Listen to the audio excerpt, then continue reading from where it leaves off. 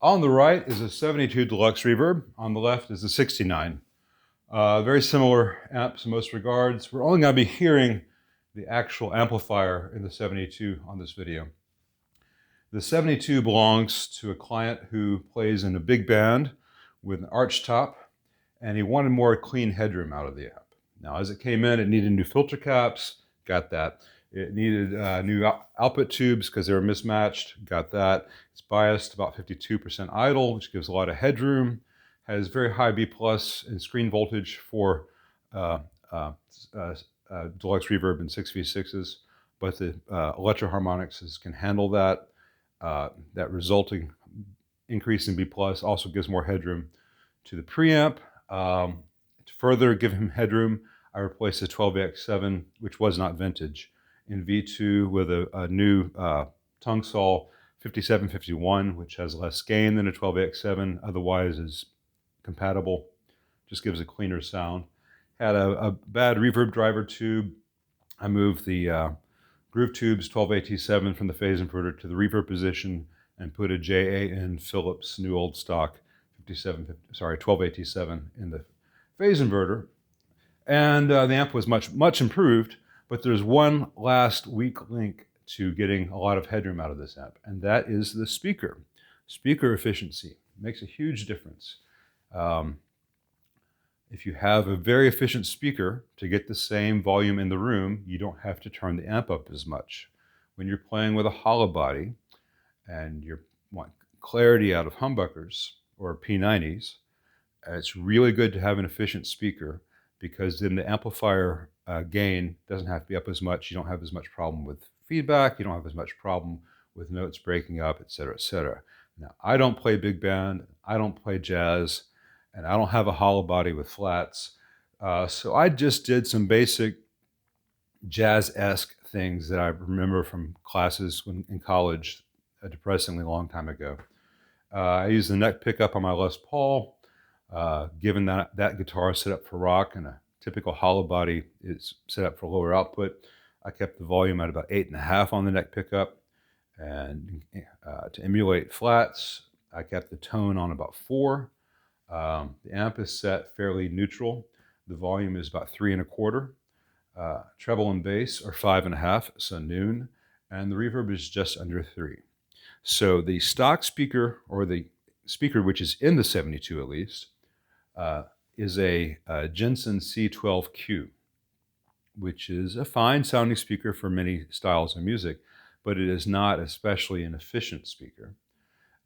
In the Deluxe on the left, the 69, it's a WGS G12C, which is their version of a mid-60s Jensen C12N. And the N is a very different speaker than the Q or the K. I'm not shilling for WGS, though I do use them a lot. I get good prices on them. I'm pleased with the product. If I didn't think that they were good speakers, I wouldn't use them, regardless of the good prices I get on them.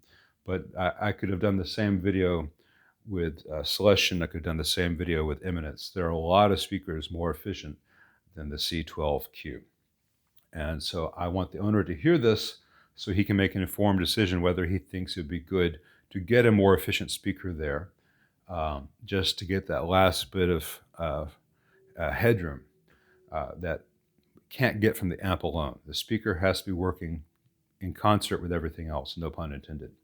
So I've got a looper pedal, and I've played the exact same jazz-esque noodlings into it, and you're going to hear it through the 72 going through its C12Q, and then you're going to hear the 72 connected to the G12C. No settings will be different, the same performance. I'm going to try to keep the mic exactly the same, and I'm not going to do any level matching or normalization of the playback.